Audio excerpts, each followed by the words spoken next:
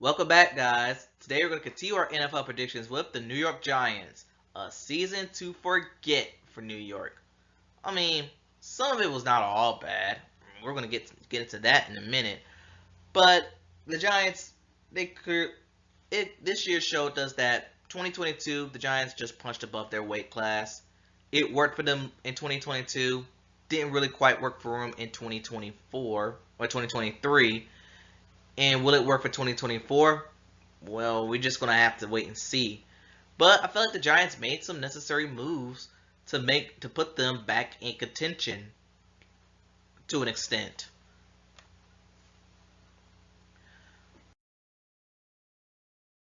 But before we get into that, let's talk about their schedule. And oh man, four of the first 5 games was just brutal for them.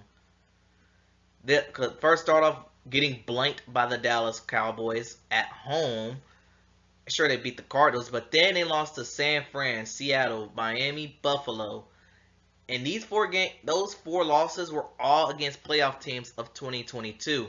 So yeah, the NFL schedule committee, they decided to set the Giants up for major failure.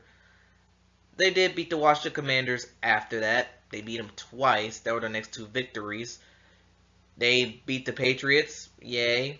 Then they surprisingly beat the Green Bay Packers and Philadelphia Eagles in the latter half of the season, which made the season a little bit less of a waste.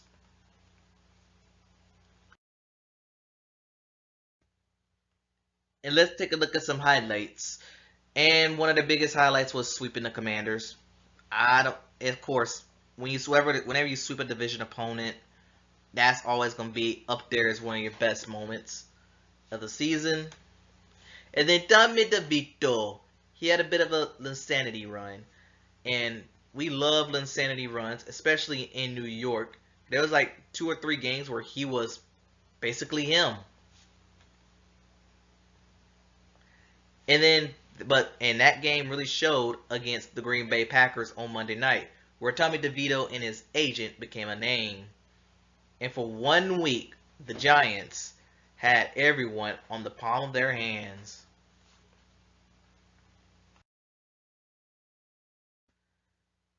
Unfortunately, there are a ton of lowlights for this team, but we're gonna once again, they cannot beat the Dallas Cowboys to save their lives. 3 years running without a single victory over their hated rival from Texas. Then you have Daniel Jones tearing his ACL. But let's be real, he wasn't really that effective this year anyway. But now, this year is going to be a true do or die year for Daniel Jones.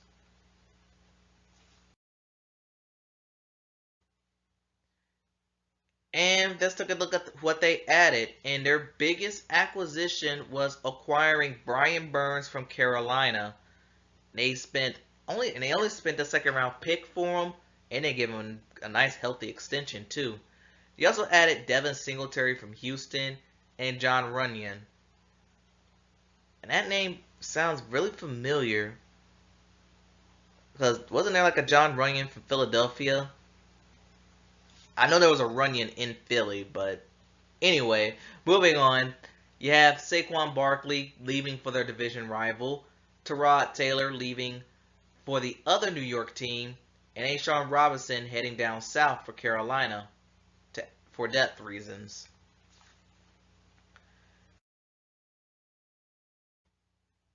And in the draft, I think the Giants actually had a really good draft. They finally addressed their glaring need at wide receiver, adding Malik Neighbors from LSU.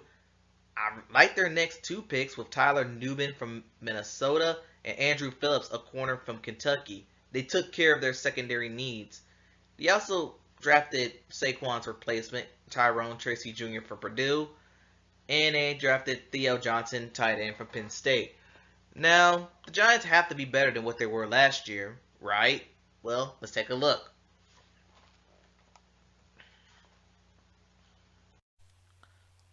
Okay, New York Derpity Derp Giants.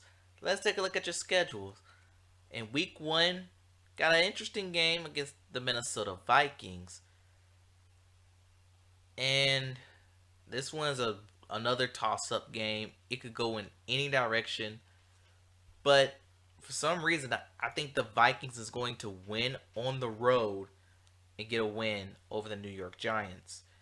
Week 2, they're going to Washington to take on the Commanders. Already gave them win, so Giants are going to have a win before Week 3. Then Week 3 against the Cleveland Browns.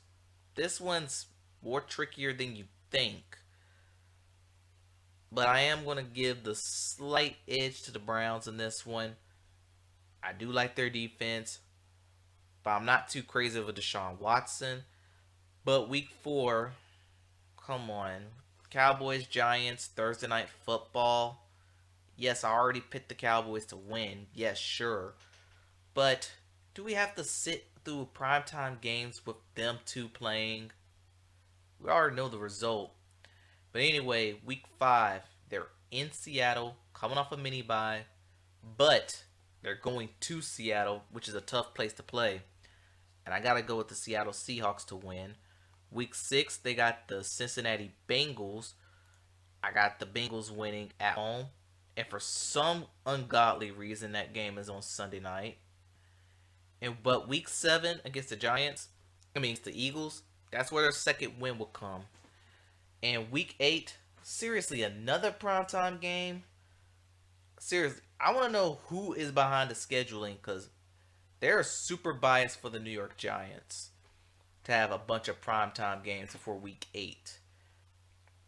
But in this one is I forgot, then I realized the Giants are terrible in prime time, although their last year game against the Packers was an exception.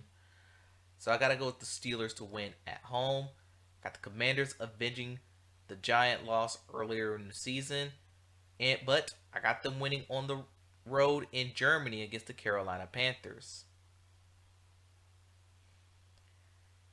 And that takes us past their bye week, where they'll have the Tampa Buccaneers also coming off a bye week. And I think this is going to be a stunner. I got the Giants winning at home for that one. But Week 13, Thanksgiving matchup with the Dallas Cowboys. We just cannot win with these two teams. Dallas will win, and it shows the world that Dak still owns the New York Giants. Week 14 against the Saints, I am going to give them a win here because I'm not too high on New Orleans. Week 15 against the Baltimore Ravens, how about another stunner win?